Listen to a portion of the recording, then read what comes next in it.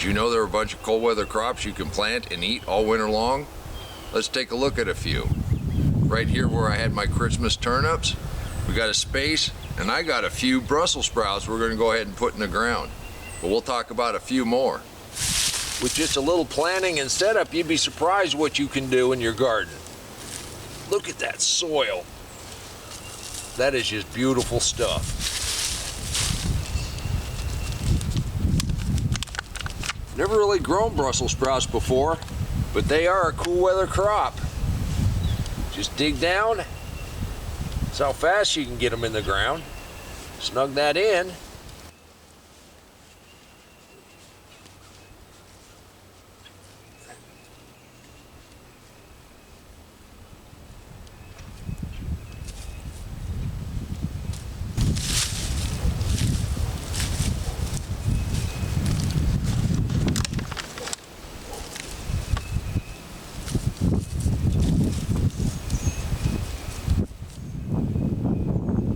That'll be a nice little addition to this cold frame raised bed setup we got going here. We got a bunch of beets, we got a bunch of cabbage, we got a bunch of cilantro, carrots, we got lettuce down in there, some more cabbage, got some collards coming up.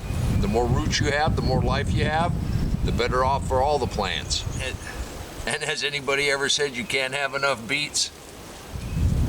The nice thing about planting this close together, we eat out of this all winter long.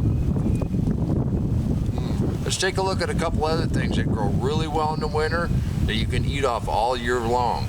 Here's a really nice example of our Swiss chard that came up on its own kind of out here in the mulch. We've been covering that.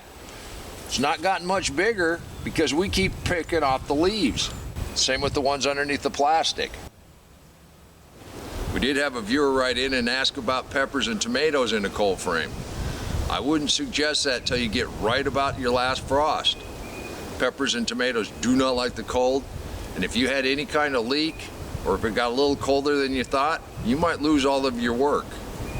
So starting them inside is a good idea, and we're gonna go ahead and plant our pepper and tomato seeds here directly. Although check out this pepper that we're overwintering. Mike and Linda in Zone 8, they've got their peppers coming up.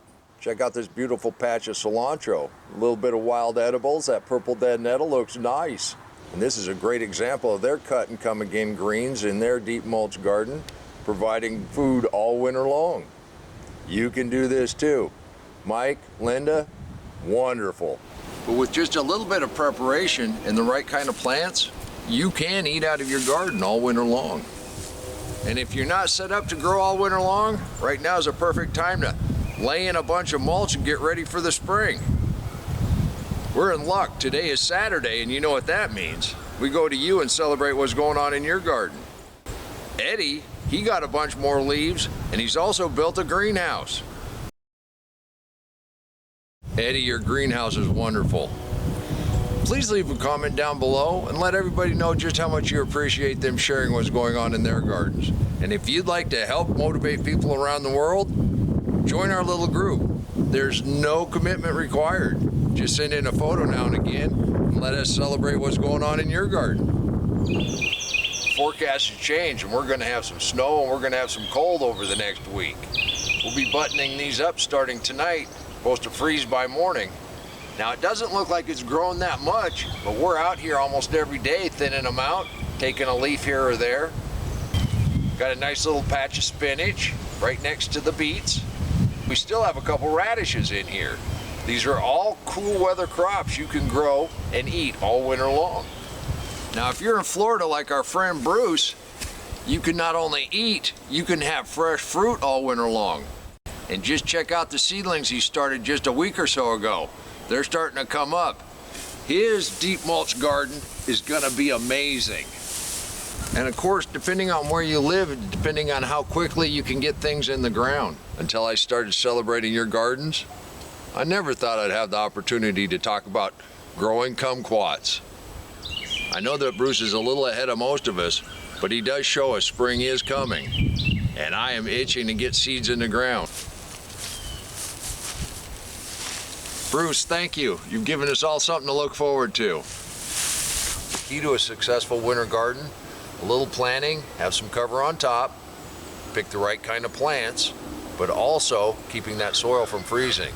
And the best way to do that is a heavy mixed mulch on top, thick, 4 inches or better. And I put it down quite a bit heavier than that. Then by spring, we'll be ready to plant. But that keeps that soil from freezing, it keeps that life active, keeps those roots going. And if you'd like to learn more about building healthy soil and eliminating most weeds, and if you've gotten anything out of any of my videos, check out my book. Well, I put down a little mulch, planted a few things, but it's miserable enough today, and I don't have to cover these till this afternoon, so I think I'm gonna head to the house and get a cup of coffee. Until next time, remember, take care of yourself, take care of your family, and God bless you.